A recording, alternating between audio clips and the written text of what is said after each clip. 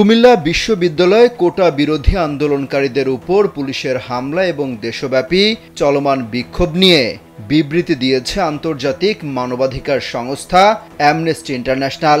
বৃহস্পতিবার amnesty international দক্ষিণ এশিয়ার ভেরিফাইড ফেসবুক পেজে এই বিবৃতি দেয়া হয়।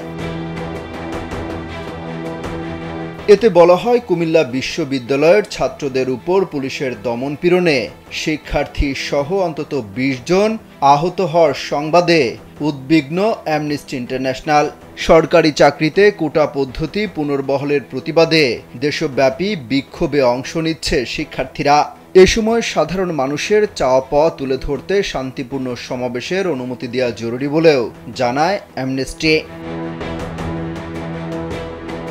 স্যান্ডেলিনা সো, রূপচর্চায় আভিজাত্য। আন্তর্জাতিক আইনে বাংলাদেশ নিজস্ব সংবিধান অনুসারে শান্তিপূর্ণ সমাবেশ ও স্বাধীন অধিকারের বিষয়ে প্রতিশ্রুতিবদ্ধ। বলা হয়, সরকারকে অবশ্যই প্রতিবাদ করার অধিকারকে সম্মান করতে হবে, শান্তিপূর্ণ বিক্ষোভকারীদের সুযোগ দিতে হবে, একই সাথে অপ্রয়োজনীয় এবং অতিরিক্ত শক্তির ব্যবহার বন্ধ করতে হবে।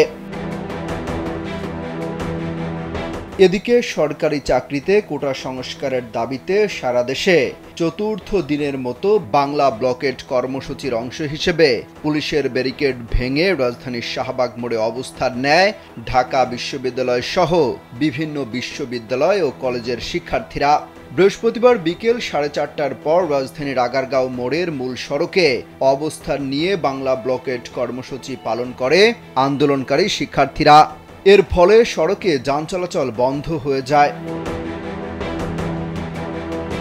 এদিকে একই দাবিতে পুলিশের দেয়া ব্যারিকেড ভেঙে রাজধানীর শাহবাগ থেকে হোটেল ইন্টারকন্টিনেন্টাল পর্যন্ত অবস্থান নেয় শিক্ষার্থীরা।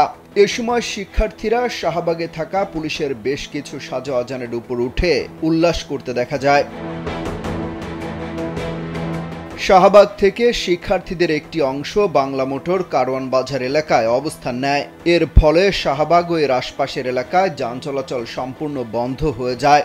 এতে গত কয়েকদিনের মতো আজও বিভিন্ন গন্তব্যের উদ্দেশ্যে রওনা দেয়া লোকজন ভোগান্তিতে পড়েন। বাধ্য হয়ে গাড়ি থেকে নেমে হাঁটতে হয় যাত্রীদের। কোটা সংস্কারের দাবিতে রাজধানী সহ দেশের বিভিন্ন স্থানে ব্যাপক উত্তেজনা সৃষ্টি হয়। সংঘর্ষ হয়েছে কুমিল্লা ও রাজশাহী বিশ্ববিদ্যালয় এলাকায়। কুবিতে টিয়ারশেল ও গুলি ছুড়েছে পুলিশ।